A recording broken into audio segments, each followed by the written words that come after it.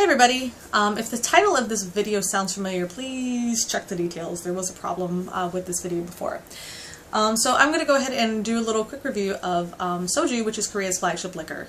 And I did a review of Andong soju. I'm not sure if I uploaded it to this channel yet. If not, I have to do that later.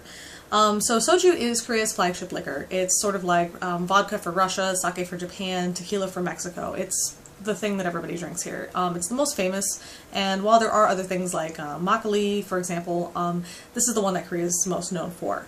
If you go to any Korean restaurant outside of Korea, there's a good chance you can find it there. You can also find it in Korea pretty much everywhere. You can get it at a convenience store, a grocery store. You can find it at like any kind of restaurant usually will have it. Most restaurants have it, including obviously the soju bars. So this will always be here. You can find it on its own, but there are some bars that do carry it as a cocktail. They pre-mix it with some kind of juice, or they blend it with juice and ice, so they make a soju cocktail. Those are pretty good if you like sweet drinks. The soju is really easy to hide in any kind of cocktail because it's about anywhere from like 15 to 19% alcohol by volume. Sometimes it goes up to 21, and if you get the Andong stuff, it'll be between 40 and 45%. So we're just going to go ahead and talk about this just on its own, just so you can get an idea of the flavor.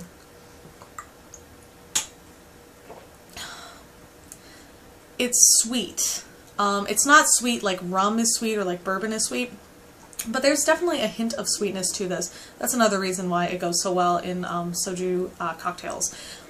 There's a nice hint of sweetness to it. It makes it very, very easy to drink, as well as the fact that it's so low in alcohol, at least compared to the stuff that I normally drink, which is things like whiskey or rum. I personally like it. The problem is I can drink, and I have drank a bottle of whiskey, and like I'll wake up the next day and I'll be pretty groggy. My stomach won't be in the best shape, but otherwise I'm okay. If I drink like a bottle or 2 bottles of soju, yeah, I'll be pretty drunk, but the next day it's so bad. Like the hangover is so bad. I don't know what the fuck it is with soju, but it is like the worst hangover the next day. So please, please, please consider that. And this is not like my personal opinion. I am not easily prone to hangovers. This seems to be pretty much across the board. People that drink a lot of soju, they always bitch about the hangovers the next day. The Andong soju stuff, I haven't really had any problem with, but this shit in the green bottle, this will fuck you right up in the next morning. And just to let you know, something like this runs for about 1,000 to 1,200 won, which is less than $1 US. So it's really, really cheap, and it's so easy to drink. It goes in anything.